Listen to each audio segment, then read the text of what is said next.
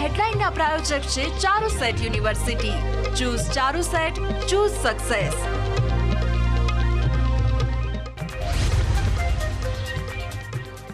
Lawrence બિશ્નોઈના કથિત વીડિયોથી મચી ચકચાર. સાબરમતી જેલમાંથી ગેંગસ્ટર લોરેન્સ બિશ્નોઈનો વીડિયો વાયરલ. પાકિસ્તાનમાં બેઠેલા મિત્રને જેલમાંથી કર્યો વીડિયો કોલ.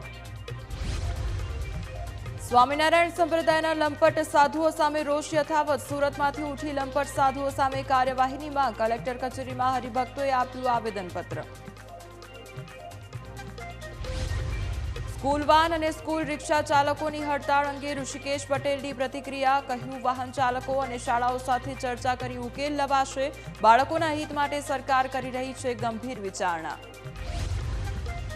બાળકોની સુરક્ષાને લઈને સુરત આરટીઓની કડક કાર્યવાહી. 97 જેટલા સ્કૂલ વાહન ચાલકોને દંડ અને 4 વાહનો ડિટેન કરાયા. આરટીઓની કાર્યવાહીથી વાહન ચાલકો હડતાળ પર.